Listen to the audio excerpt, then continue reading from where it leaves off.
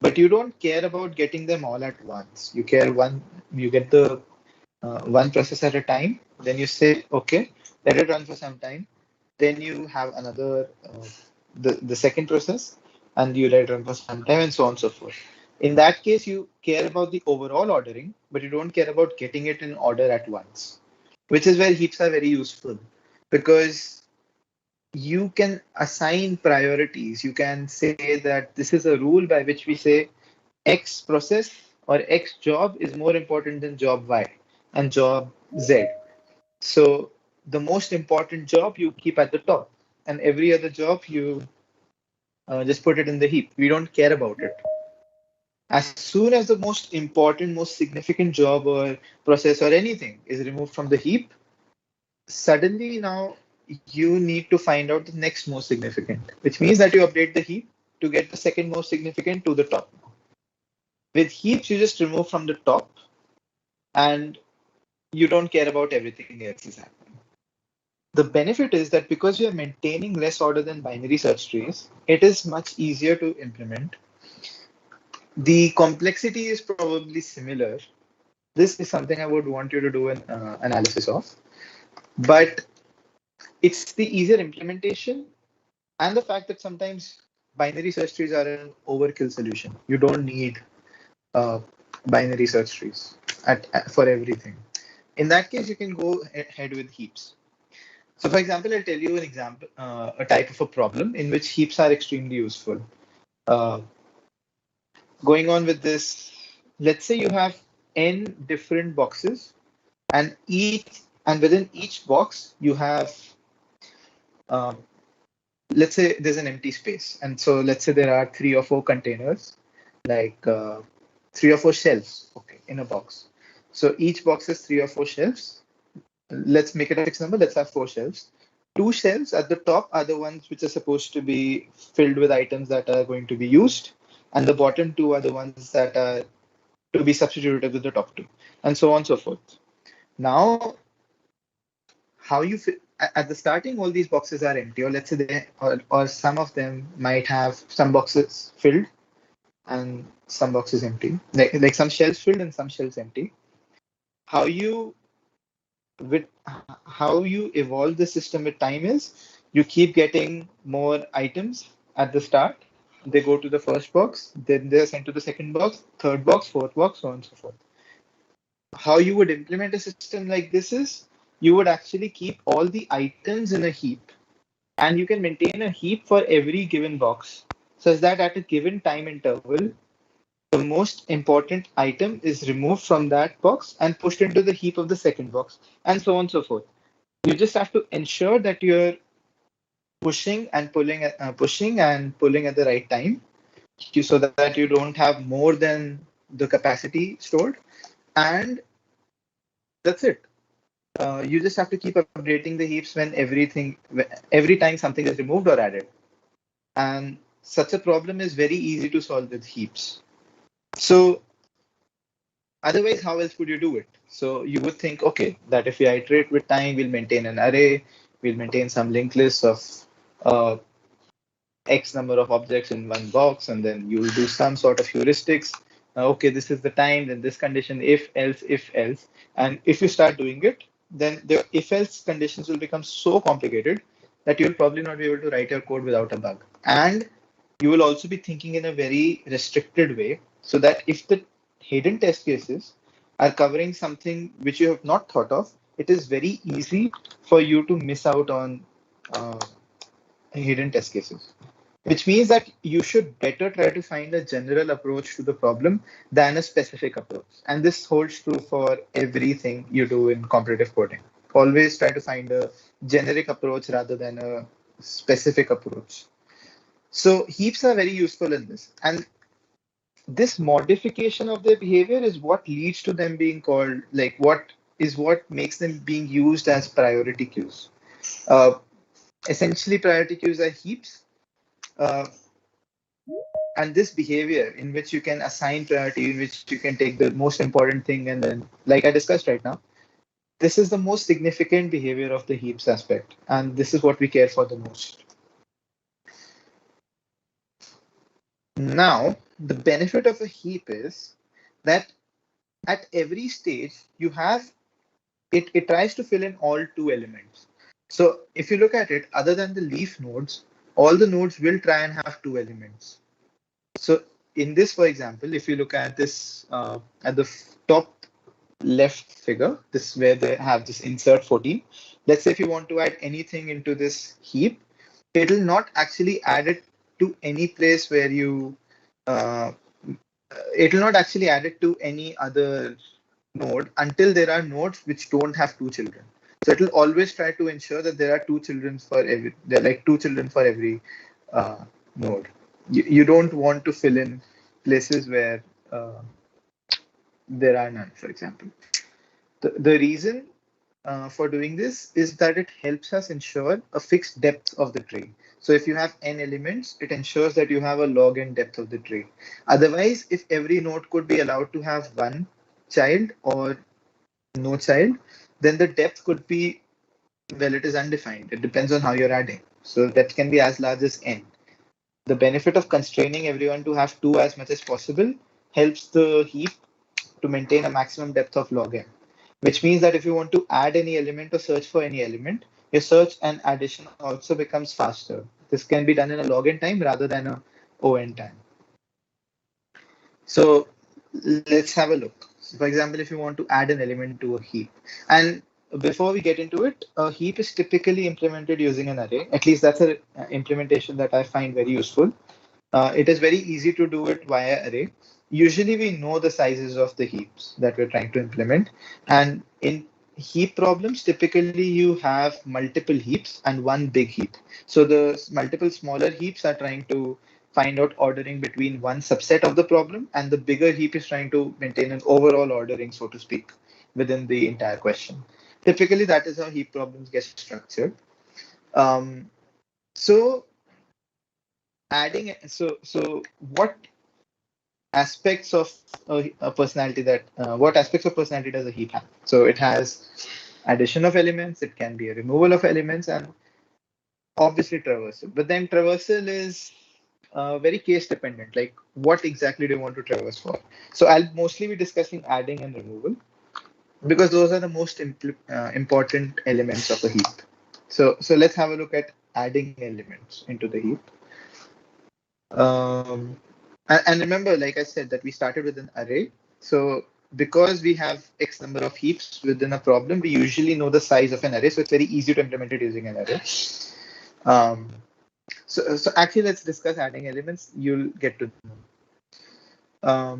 So 1, 2, 3, 4, 5, 6, 7, 8, 9, 10. So let's say you have a heap. This has leave apart the node which says 14. There are 10 nodes otherwise in the heap. So this is in an array, it would mean that 10 uh, elements of the array have some value, whereas the other elements of the array don't have any value. So let's say you create an array of size 16 or 17 or whatever. So in that case, you would have 14 nodes which have some value, 10 nodes which have some value, and other 6, 7 nodes which don't have any value. Now you want to add a node into the heap which has a value of 14. So what you do is you add it to the end of the array. You add it to the end of the array, and then you start comparing if it follows the heap rule. So you add it at the end. Now you see that, okay, it's a min heap, but 14 is smaller than 31. So 14 should be the parent of 31 and not the other way around. So you swap them. And this is a recursive operation. So you swap 14 and 31. Now 31 comes to the bottom, 14 becomes the parent. Now you check with 21. But then once again, 14 is smaller than 21, so it should be the parent of 21 if it is a min heap. So you swap them. Now we get this structure. Now you compare it with its parent, which is 13. But now 13 is smaller than 14. So this means that 13 should be the parent of 14, which means that this is a correct ordering. See, in heap, we don't care about comparisons with the child, with the sibling. So it is very easy to do this operation because we only care about what the immediate parent's value is. So an implementation would be that add a node, check for value, if not, swap, and then apply the same operation on this. So that would become a recursive function because it will keep going on until it reaches this condition, wherein your child node is smaller than your child node is larger than your parent in case of a min heap, at which point you terminate. So at most, how many steps can this take? At most, you can just traverse. At most, you can just take as many steps as is the depth of the heap, which is because the heaps children are constrained to have two child nodes as much time as possible, which means that the maximum length of a heap, maximum depth of a heap is log n, and because this algorithm at worst will take as many steps as the depth, this will also at worst take log n steps, which means it is very fast to add elements into a heap. Give me 1 second. I've got an urgent call. So just a second.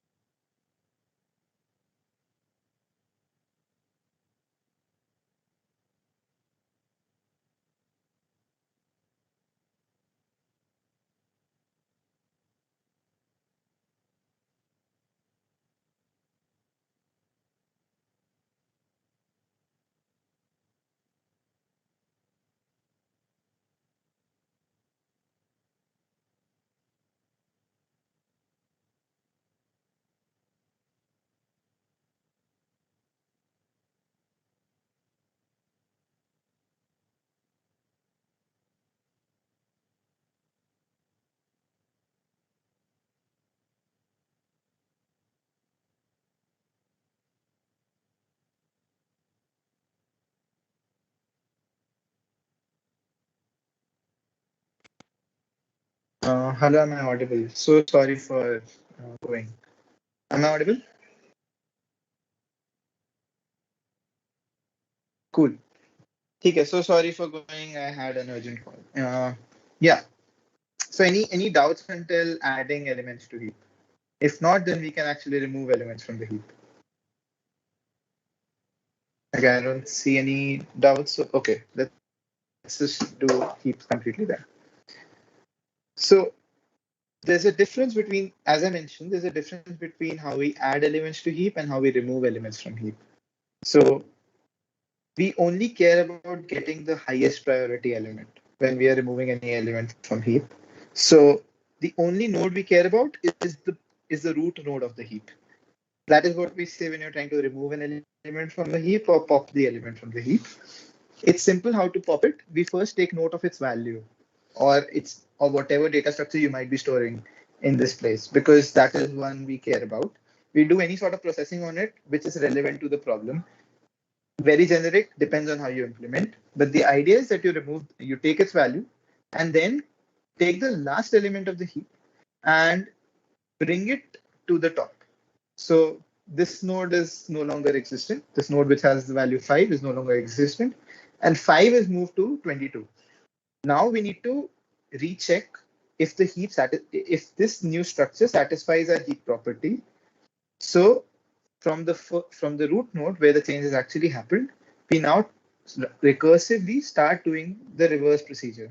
which means that we recursively start checking if the parent is smaller than the child or not. If it is, then I mean, depends if it's a mini or a max heap. In this situation, it's a max heap. So in this case, we'll check if the parent is smaller than the child. If it is, then you swap it. Otherwise, you let it be. So here, you've removed 22, you've replaced it with 5. Now 5 is smaller than 17. And you can essentially check it in any direction, but just go with left. Just fix one direction, go in that direction. Your algorithm should be consistent either ways. So now, 5 is smaller than 17, so you flip it, which means now 17 is at the top, 5's child is 4. Now you check again at this position. At this position, you can see that 5 satisfies the max heap condition, which means this is fine. If it had not, then you would continuously keep going, and so on and so forth. Actually, I think I misspoke here in the sense that I said that you can choose any left or right. Actually, if any one child is not satisfying the property, then you swap it with that child, basically. So this first child is not, if both children are not, then you choose any one direction. But if one child is not satisfying the property, then you swap with that, for example. But you keep doing recursively. And similar to how you're adding an element to the heap, even this will take log n steps because the maximum number of swaps that can happen is equal to the maximum depth of this heap. So the benefit of a heap is that adding any element takes log n steps. Removing an element takes 1 plus log n steps, which is essentially log n only. So if you're managing large number of data elements, heap becomes very efficient because it's just log n, which is why there's also an algorithm which is used for sorting. It's called heap sort, but that is to be discussed in the algorithm section, so that I'll do later on. But you can see how heaps are very useful when it comes to complexity management. Right. So now that actually covers heaps, at least till what I was thinking of. The lectures, the booklets that you've gotten will have more code implementation, so do have a look from that. But I would recommend that at least with heaps, you try and implement it yourself a lot of times so that it is in your memory, because heaps are very important. You should also be doing that for tries, which I'm discussing right now. And all the algorithms that we do later on, you should always try to implement these as much as possible. They should be in your memory. Okay, so let's get into tries. I was confused, whether to put tries in trees or whether to put them in hash structures. I decided for trees because that is more similar to how they are, but essentially tries can also be thought of, in some sense, can also be thought of as some sort of a hashing structure. Not really, but in a very loose definition of the word. So typically, let's say if you want to, we were discussing trees earlier. We were keeping 2 children node for every node, but that was so that our life is simple. But we obviously can have more child nodes per node. For example, there is something like a 3 tree in which every node has 3 children. And you can have a 3 tree which is complete such that every node has to have 3 children. Otherwise, you'll not fill in any empty node until every child has 3 children. You can have any sort of combinations possible. For competitive programming, there is one which is very useful, and that is tries, because a lot of time we have to deal with strings. Like your problems will probably involve storing some data with respect to a string.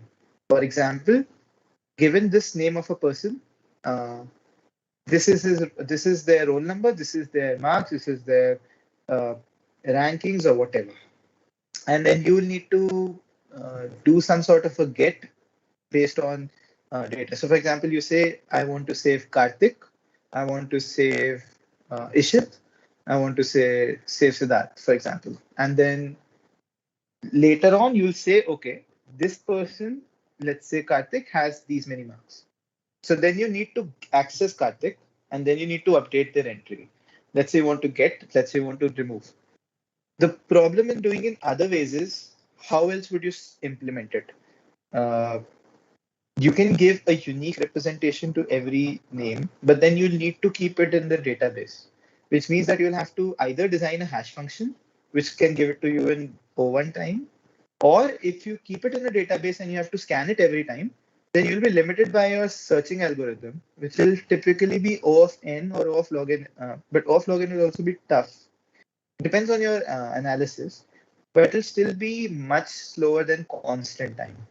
We care about getting constant time. So for constant time, we either can use a hash function or we can use a trie. Tries are very easy to work with, especially when you're talking of strings. So the way to work with a trie is that you keep a root node, you create a node data structure, which is designed as the root. Now, everything in a trie starts from this. If you know this, then you know the entire trie.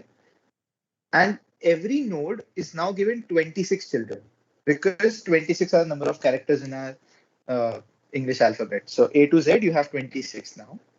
And each of them will also have 26 children and so on and so forth. So you can imagine how much space it can take if it is fully filled. It is not always fully filled.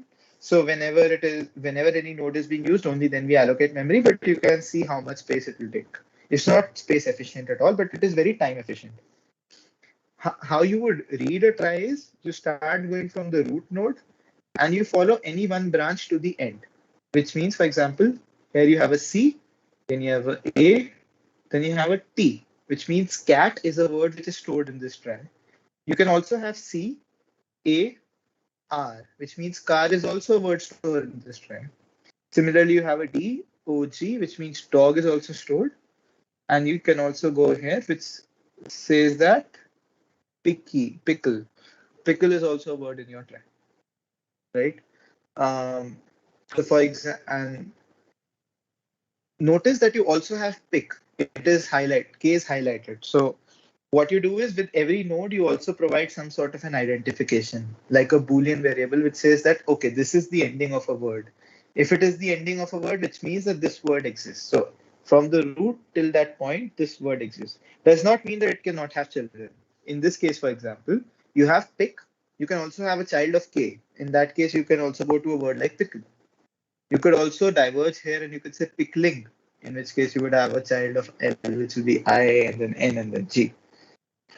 So you can essentially store an entire dictionary in a trie. The benefit is that if you ever want to read or find out whether a word exists in your dictionary, you just need to search till the length of the word, which is usually very small. For example, if you want to say, I don't know, does pick exist in this trie? You'll go with, you start with the root node. You check if it has a child which has the value p. It does. Okay, you continue. Does it have a child with the value I? Yes, let's continue. Does that have a child with the value C? Yes, continue. Does that have a child with value K? Yes, very well. Is K a word? Have we marked that? Yes. So in that case, okay, true, return true, and that's it. You found this exists in the trie.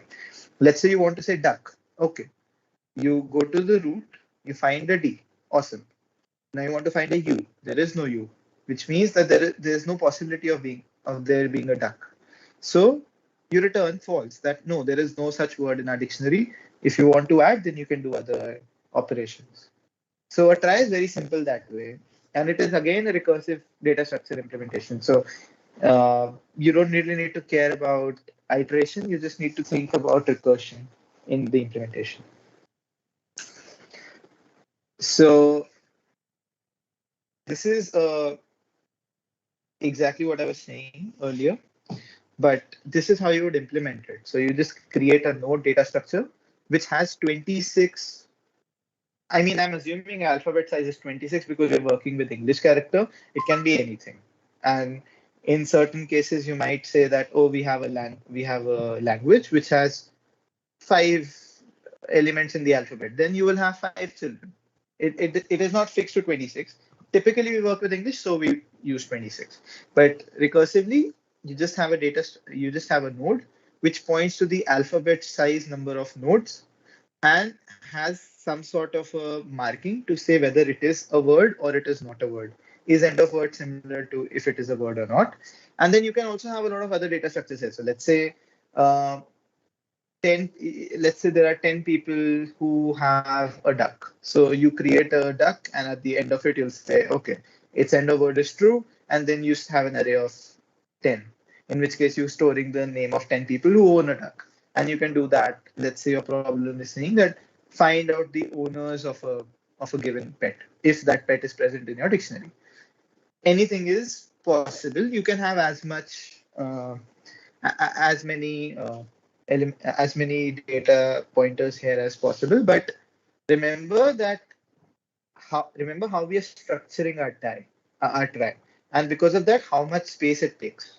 So be careful about what really you want to put in the try. For example, if you have multiple overlapping entries that a given try node can point to, let's say 5 people own a duck and 4 people own a cat, but 3 people of these are common, then it is probably a good idea not to store all of their details per node, but rather to keep a universal or a global database which keeps track of every person and their name and their details. And within the try, just keep 3 int numbers or short numbers which point to their location in the database. This saves on your data, right?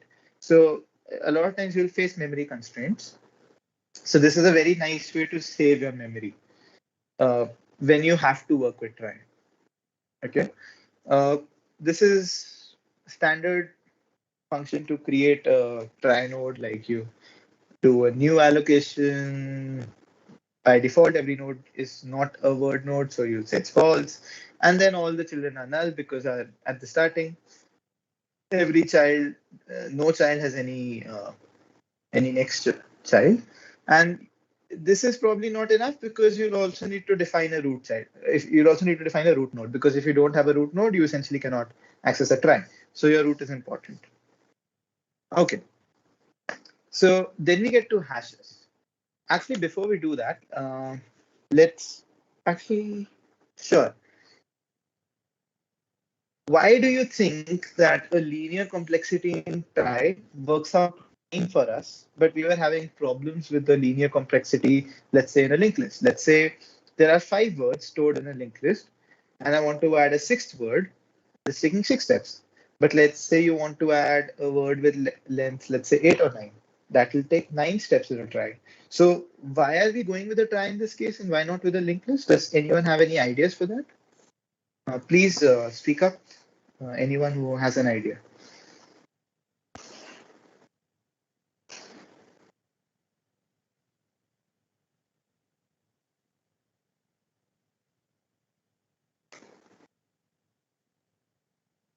Anyone, please unmute. Why do you think that we'd still prefer a try over a linked list despite such a situation?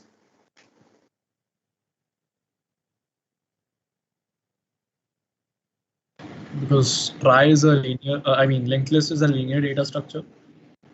Yeah, but that's what I said. Even try is in some sense a linear data structure.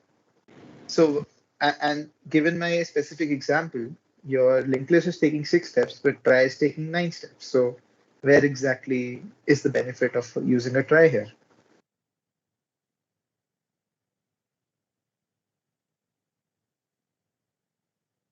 Any ideas? Anyone?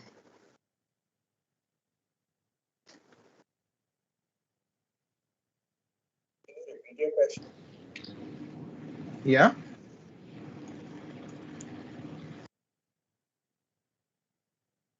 Someone was saying something. Can you please repeat the question?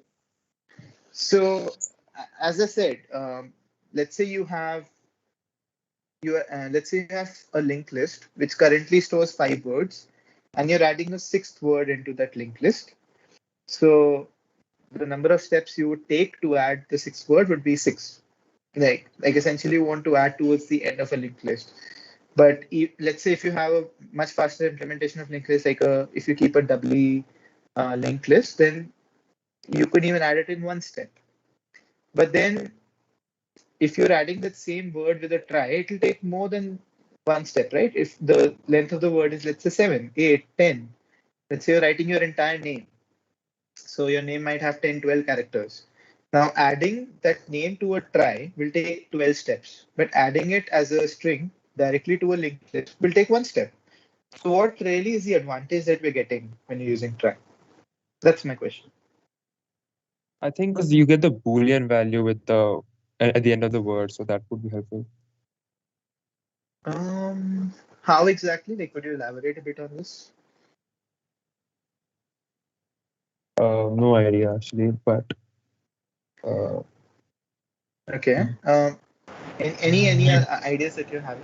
Yeah, Yeah, Siddharth? is it possible like for like different words after that which we'll add, so they might branch off the original word, the first word we added, something like that. Yeah, I mean, So assume that everything can happen. Um, yeah, so that is like possible.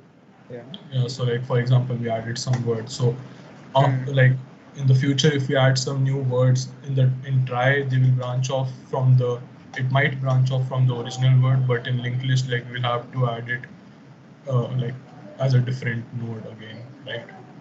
Yes, but then even if you're doing it that way, let's say you have a 12-digit word, and then you're adding another word, let's say 18 digits, which has the first 12 digits common with the earlier added word.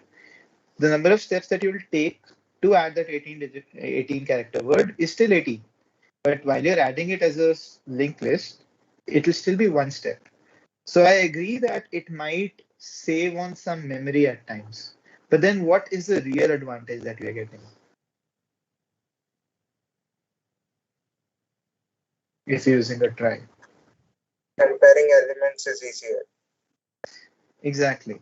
So I was focusing on one operation, but usually in any such problem, it will not just be addition, which takes precedence. So you have to decide on every question base. So for example, uh, okay, adding to a linked list is taking one step, adding to a try is taking 18 steps. But then finding that same word within the linked list will take a lot of time because you have to iterate over the entire linked list, and then with the entire linked list, you'll have to compare strings. And string comparison essentially uh, equal to checking every character matching for the length of the entire string, which is length of the string into number of elements in the linked list operation at worst case. So it is O n into L complexity. Whereas when you're searching in a try, it is just equal to the length of the string that you care about, which means it's a OL complexity at the worst case. So searching becomes significantly faster with try. And because searching is faster, modifying and removing is also faster with try. With linked list, only addition is fast. Now, you might have a question in which you care about adding more than searching. So when you do the mathematics of it, like 40,000 times your add function is called, the size of the number of words that are possible are 10, the length of a word that is possible is 15, you get some, I don't know, some number of steps that you can do. Worst case, this will be for the linked list. And then you can calculate the same for a try. And you can say, okay, the linked list number is smaller than that of try. So for this particular situation, I'm preferring the linked list because we're doing more additions than searching or deletions. But then you have to make a call every time. For every different question, you have to make a call, whether you're doing a linked list or whether you're doing a try and vice versa. So the best idea is to have a rough estimate of complexity for every operation, then do a weighted sum of it with respect to the number of API calls that are limited for every operation. So for example, addition takes itna steps. These many times you'll be calling addition, total product, and then for other operation and so on. Whichever data structure gives a lower number is the data structure you want to implement.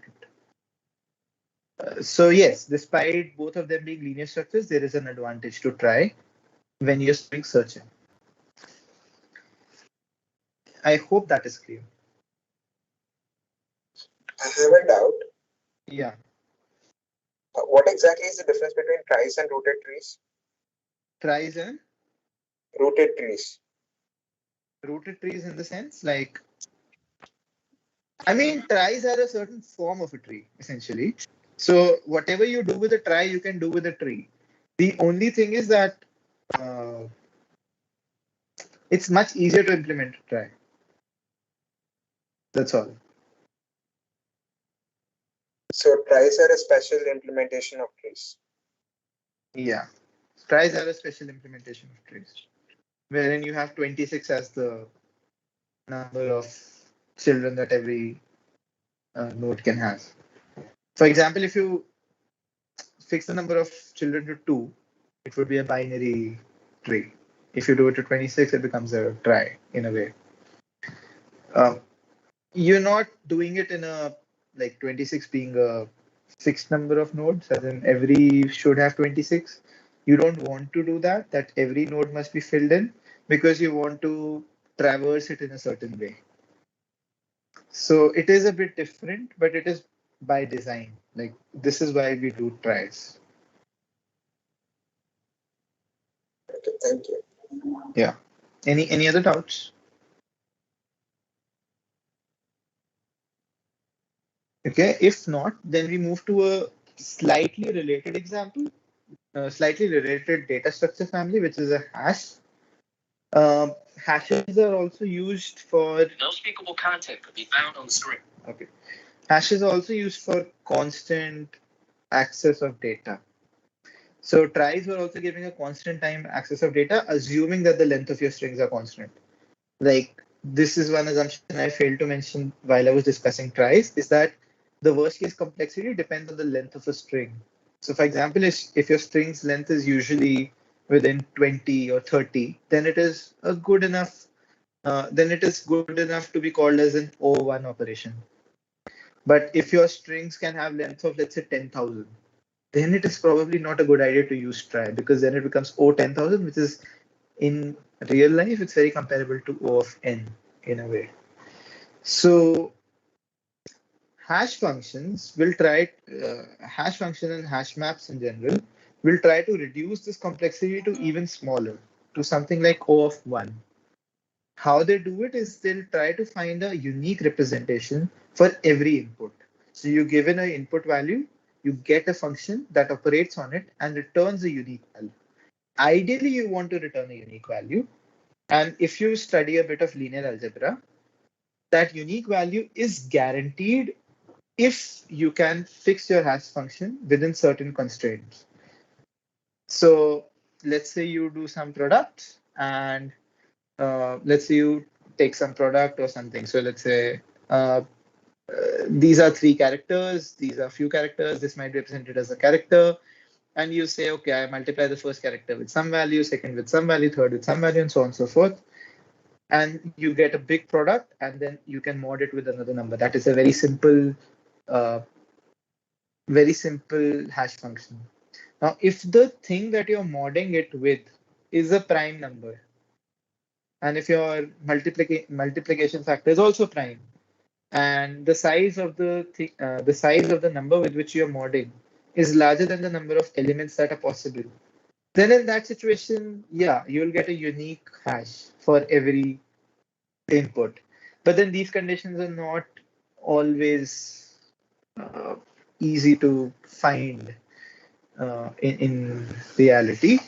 So therefore, there is a problem at times when you're using hashes, which is why for string implementations, we have tries. Otherwise, you could have done a try equivalent situation with hashes if you can design a proper hash function, in which point it will be faster than tries, because instead of taking O of L time, it will take O of 1 time. So for example, I'll give you a detail of how a hash function works. Not a detail, just an overview. Get an input, there's some hash function, returns a value. Here they're returning some meaningless string. Uh, I think this is a type of hash known as SHA. So I think this is a SHA 256, something like that. Doesn't matter for us. But the beauty of this is, let's say we want to add a value. So we take an input, find out its hash value, based on the hash value, add it to a map. Let's say if you want to find out whether this element exists in a hash map, we take the input, find out the hash value, and then corresponding to the hash value, we see, is there any element present in the hash table? If it is not, then we don't have it in our database. If it is, then we have it in our database. So checking becomes an O of 1 step, or O of whatever complexity your hash function is. So your hash function also needs to be simple enough.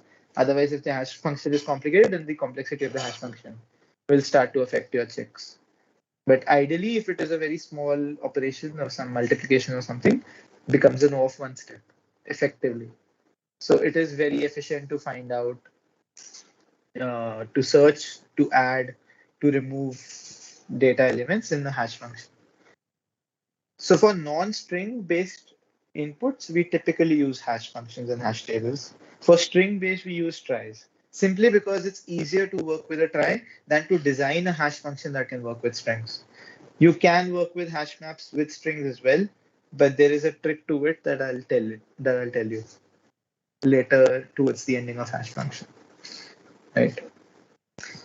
So now, as I mentioned, that hash functions are very, they sound very good. Okay, we'll give a unique value to everything, and everything will be accessible in one step.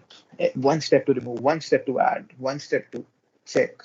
Like that sounds like a, any computer scientist wet dream. But practice, the problem is, how do you create that unique value? Like, it's not possible always to create a unique value. How do you design a function so that creates a unique value? So what do? Do you stop trying to use the hash table, or do you concede some ground and try to find a compromise situation? Typically, you would try to find a compromise. Scientists would try to find a better hash function because they have a lot of time to do that. You have like an hour or so to implement your data structure. So you want to make a compromise. What you do is you get the value from your hash function. Now, it is a many one function in a way. A unique function would be 1, 1. Typically, hash functions that we design can be many one. So a lot of inputs can have one output. Okay, no worries. But as and when they come, we add them, and then we keep finding the next free slot where to add them. So let's say you have this array of size 10. Now the first element says it has a hash value of 9. Okay. You go to 9 and you add it at the ninth index. Second says it has a value of 0. You add at the 0th index. Third says has a hash value of 7. You add at the 7th index. The fourth also says it has a hash value of 7. What would you do? You would not. I mean, there are multiple ways of doing it. What you can do is you can create a linked list at 7. But then searching within this stops being O of 1, because first you find a hash function, say that 7th node is the one which contains the value I need, and then you start iterating within the linked list, which is probably not a very good idea. It's also tougher to implement in a way. An easier solution is, and the complexity stays the same in this, but it's easier to implement, is let your hash table be the size of how many let be the size of how many total elements you'll get, and then you add them normally. But as soon as you find that one node has already been filled with the given hash value, you add it to the next empty node. So in this case, the fourth one will add it to 8, for example. Again, this might have a problem in the sense that something with a value of 8 will now say, okay, 8 is filled, then I'll see 9 is filled, then 0 is filled, that will get added to 1. And for small enough hash functions, for small enough hash tables, this will ensure that there is chaos, and this is no better than O of n. So ideally, this type of handling will work well only if your hash table is so large that you do not have so many problems. And each of these problematic situations is called a collision. So your hash function implementation is your hash table, your hash function implementation is optimal if there is a minimum number of collisions. Ideally, you want collisions to be 0. But if there are collisions, then you want to be able to handle them such that the overall number of collisions are still manageable. So little that there is an O of n step very rarely, and there is an O of 1 step most of the time, which by the law of averages and large numbers still comes out to an O of 1 step. That is what you hope for. If you cannot do that with a hash function, then you should probably not be looking at a hash to implement your data structure for that problem. Because I mean, think about it. Let's say there are 7 elements that are getting the hash value of 7. So first you fill at 7, then 8, then 1, then 2, then 3, then 4, then 5. So now if you're starting to search for this, for that one element that was added at index 5, now you'll go to 7, you'll say, oh, it's not here. 8, no, it's not here. 9, it's not here. Oh, 0, it's not here. 1, it's not here. 2, it's not here. 5, it's there. How many steps is taken? It's taken 9 steps. That's almost like the length of the array. You could have just stored it in a one after the other fashion. You might have gotten lesser than 9 anyways. So it's probably not a good idea for having a hash table so small, especially if your hash function is so pathetic. So either have a good hash function or just don't bother with a hash table of this size, maybe. A better way would have been to multiply this with a prime and then take in a modulus with respect to a prime. That would have ensured a unique mapping, but then this is not always the case. So the technique that I mentioned is called linear probing. Basically, we find the index corresponding to the hash value, and then we start adding one step after the other until we get an empty space. There's another way, for example, you can, which is called quadratic probing, in which what you do is you see this index 7, then you say index plus 1, okay, 8. Then you say index plus 4, which is 11, which means 2, yes, I don't know. And then you'd say index plus 9, and then so on and so forth. So in this case, you add quadratic number of. Once again, the idea is that with quadratic probing, we hope that it reduces more than linear probing, but then if you can create a hash function which minimizes collisions, that's probably the best idea. Otherwise, you can think of implementing other data structures. For example, strings have a lot of collisions, but then tries handle that very well. For tries, you don't really care for collision handling because tries, the way they've designed, is very nice. Similarly, a lot of problems, it's better to store a combination of linked list plus heap rather than use a hash function. So it totally depends on your problem. So while hash functions and hash maps sound great in theory, in practice, getting that unique value to the key or to the input, that is a problem. I'm pretty sure if you can create a universal hash function, I'm pretty sure there's a Nobel Prize in it for you or something. Okay. Now we go on to the last data structure that we are concerned with in this series. That is a graph. And I'm being even more lazy here in the sense that I'm not sharing with you an implementation of graphs because I feel it's very general and it's probably not a good idea to share any one approach of graphs. Like they can be anything you want them to be. In a sense, everything that you've done so far is a graph. Really. A linked list was a special restriction of a tree. Tries, binary search trees, heaps, all of these were like special constraints on trees. And trees themselves are in some way a special constraint on graphs. So graphs are essentially very general data structures.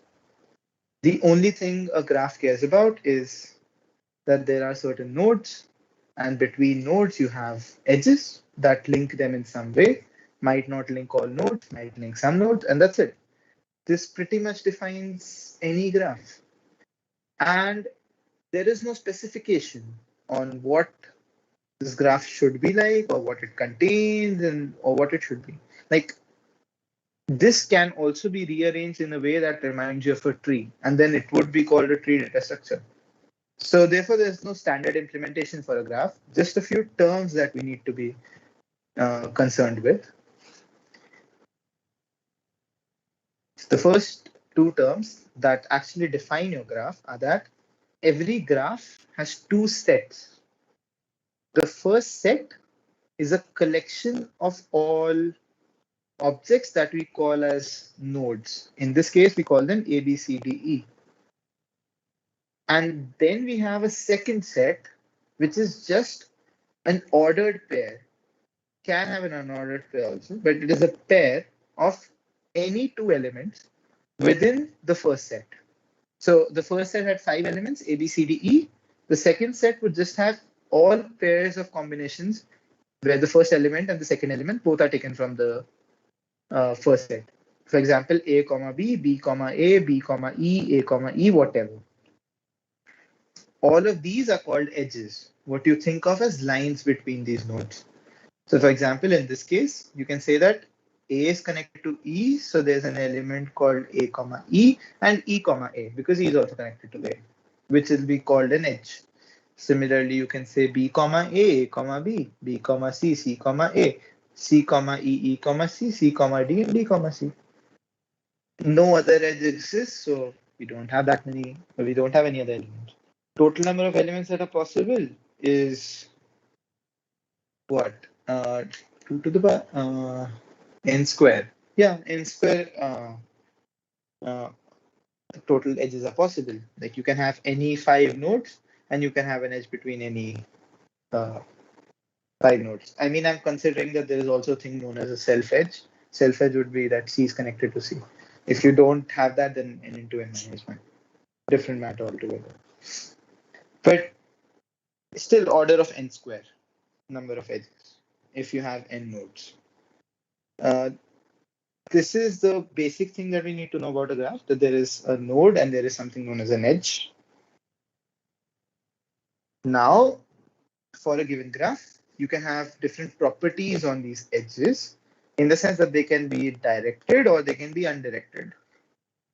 What would a directed edge mean? That, for example, if you're going from B to C, if this edge has an arrow in the direction from B to C, it means that you can only get to C from and it means that you can go from B to C, but because there is no arrow in the direction of B from C, it means you cannot go back from C to B. So a direction actually restricts your movements in some way on an edge. It just says that movement only along this direction is possible.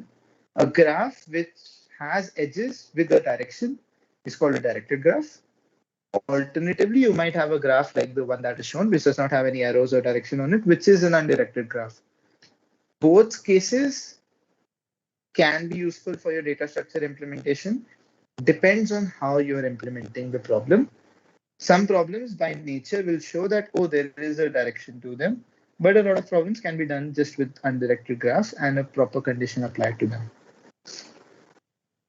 Right. In addition, what you can do is these edges can be given some value. So your nodes will obviously have some value, like they will be, this is their color, or this is their name, or this is a node can, for example, be, let's say you're trying to map out a friend circle on Facebook. So a node, for example, will be the name of every person on Facebook, and then edge can be the number of the connections that are existing between them. So are they a direct friend? Okay, there's a connection between them. Do they have common friends? Oh, there is multiple connections between them. So number of common friends can be the number of connections between two people, and you say, okay, 10 common friends. Let's say they have a connection score of 10. So the value of the edge is 10. Let's say there are 2 other people who are friends, but they have like 3 friends in common, their edge will be 3. You just probably will give values to edges at any time. Like you can give values to nodes. Basically, everything is allowed. If nothing is mentioned, assume a value of 1, I guess. If something is mentioned, then you can find out any sort of way to add a value. Now, in this, you can also do a modification. For example, if you just work with a weighted graph, then you can also say that you can also represent directed graphs in this way. So you can say that an outgoing edge or an edge, let's say from B to D, has a value of +1. And edge going has a value of +1, edge coming is a value of -1. So if you have an unweighted graph, but you have directions in every edge, you can just give them +1, -1 values based on their direction, whether they're going out or whether they're coming in. Now, this way, when you're trying to create any algorithm for going through elements of the graph, you'll just say, oh, if this is +1, then I can go. If this is -1, then I cannot go because things are coming into me rather than going out from me. So essentially what you do is you like to represent all of these things in something known as an adjacency matrix, which is just an n cross n matrix for every pair of node possible. So basically, an adjacency matrix is a representation of all the edges that your graph can have. There can be, let's say you have a graph with 5 nodes, you can have at most 25 edges. So an adjacency matrix will be 5 cross 5 matrix, 25 elements, each representing all the possible connections between two nodes. Now, an adjacency matrix does not have any fixed structure per se. It totally depends on how you implement it. For example, I might say that, okay, a node is reachable to itself regardless of an edge being present, in which case I would give all the diagonal elements a value of 1. You can say that, okay, A and B are connected, which means A, B, and B should be given a value of 1, A, D, and D should be given a value of 1, and so on and so forth. As you can see, an undirected graph has to be symmetrical. The matrix has to be symmetrical because there is no direction to the graphs.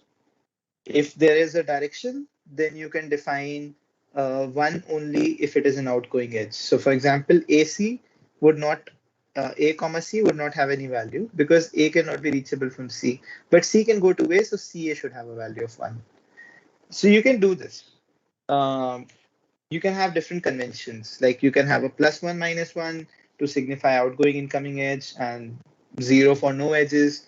You can say 0 for no edge, 1 for an edge. It's your choice totally how you want to implement it. But the basic concept is that you need to represent your graph in some sort of a matrix because it becomes very efficient for you to manage your graph this way. Otherwise, if you try to do it through a linked list or something, it becomes very tedious to implement it. A matrix is very low maintenance type of implementation, right? Yeah. So why do we need graphs? Is not mainly for anything, not mainly for anything related to a data structure implementation, but rather for how they affect our algorithms. Like, because graphs are so general that they can represent anything, you can arrange any data in form of a graph. And because you can do that, it is a very useful thing to be very capable about how to handle algorithms that work on graphs. These will be discussed in the next session. So with this, the session is technically the concepts that I have to discuss in this session are technically over, as are the data structures. But we will start off with graph algorithms because they are the most important part of the graph.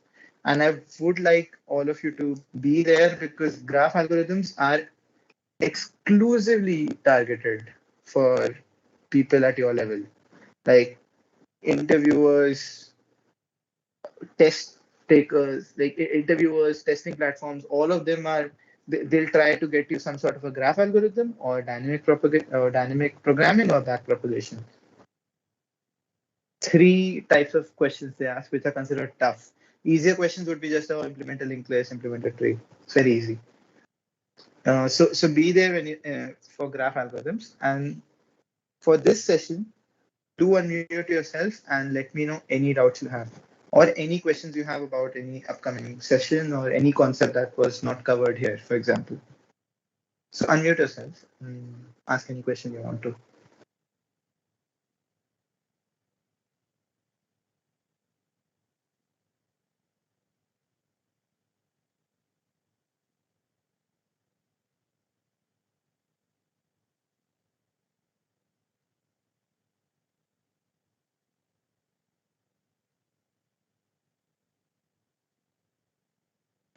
Yeah, so like I had a doubt. Hello. Yeah, Siddharth, you're audible. Yeah, ask. Yeah, so like I had a doubt, like, okay, so like right now we are studying these data structures and everything. So like, What so are the links for the coding problems in the PDF, the booklets enough, or like yeah, so like what practice can we do right now with the structures, like just implementing them and their basic functions, or So, I mean, the booklets are released to you before the sessions. I guess that's because they want you to be, uh, they want you to get a walkthrough at least. Because I mean, you need to be familiar with the concept before you attend the session, so that if you have any doubts, you can just ask in the session. That's why I guess we keep the sessions at night and so that if anyone is interested in asking questions or it has not understood so the booklet can go through. But the questions in the booklet serve as a good starting point for implementing data structures and everything. Honestly, I would just, if I were you, I would just implement data structures a few times, like from scratch. Like every day, if you have enough time and if you can give like a daily practice, what I would do is, let's say you mark 3 or 4 hours of daily practice, and for the first hour, you implement all the data structures that are essential in code yourself without using STL. If you can get to use STL in a problem, very good. If you cannot, you should know the implementation. So do the tough part anyway. And then the next 3 hours, you just pick up any problem. So any problem of moderate difficulty or easy difficulty, depending on your level, and try to think of solutions to it. It's possible you'll get very simple solutions, but then you might want to think of it in a more sophisticated way. So let's say something can be solved using arrays. You force yourself to solve using trees or linked lists, for example, if the problem allows for trees, let's say. And don't like it's possible you are not very good at competitive coding yet because very few people are good at it immediately. Start off with simple problems. Start off with how to use data structures to solve a problem. Like at least this is what helps me that one given problem, can you do it in 3 different ways and implement the data structures for each. Doesn't have to be a very hard problem. At least it opens up your mind. The more important thing is it gives you confidence that you can think. And it also exposes your mind to think in that data structure. So that when you start facing hard problems, you'll actually see that, oh, okay, this works out. And also, this is a method that is not recommended by me. At least that's not recommended by people. I use it because it saves me time. I'm not sure if it does for you or if it is even a good enough idea, but it helps me to see tough problems that are beyond my level and then seeing how their implementations are done by, let's say, 10 different people and what different data structures that they use. I would not go for the most sophisticated code, but for the most simple code from scratch type of code. Now, if you can understand that logic, you can also, it'll open your mind to think, okay, this is how we can approach it. And then you spend some analysis time, think on how you could approach it, and then you implement it yourself without seeing any of the code again. So you just see the code once, don't memorize it, just see the logic, then implement it once again. Don't let any one approach blind you. So possibly a good idea could be to take up a tougher problem than your level, try solving it. If it works out, or if it doesn't work out, look at other solutions, see what they've done. The booklets will try to give you some pointers, but then they might not be sufficient for you. So you would probably need to explore on these competitive coding sites. So Code Forces is a good idea. Code Chef is also a good idea. I like Top Coder in my time, but I'm not sure how relevant it is now. Lead Code, I've heard a good number of praises for. I'm not sure if it is your level yet. HackerRank is good. But I've found that some of their problems are very big in comprehension. So if you want to get if you want to improve your implementation skills, go for platforms that are more focused on smaller problems with implementation heavy stuff rather than comprehension understanding stuff.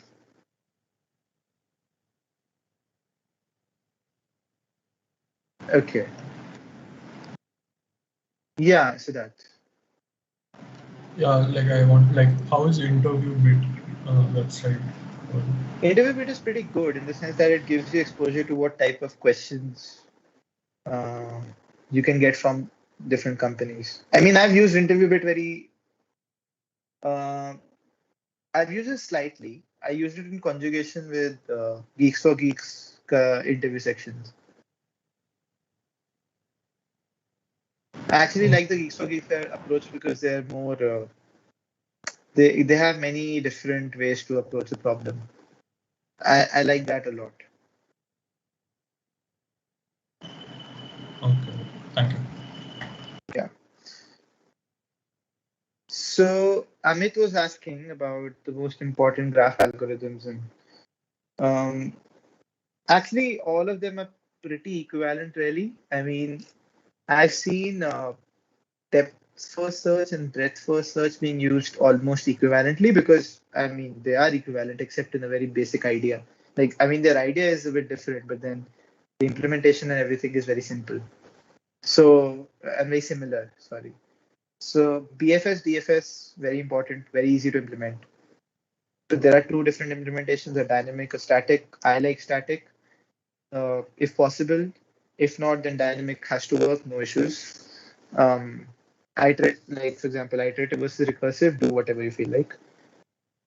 Dijkstra is useful, but Dijkstra has certain conditions applied to it. So you cannot use Dijkstra everywhere. So be aware of that. And the problem is that if your problem has been defined in such a way that you cannot use Dijkstra, either you need to start applying uh, Bellman-Ford or Floyd-Warshall, or you need to reformulate your problem such that Dijkstra can be applied. Honestly, I feel Dijkstra is a simpler algorithm than all the other ones. So if possible, I would recommend you to be able to reformulate your problem so that Dijkstra can work with it.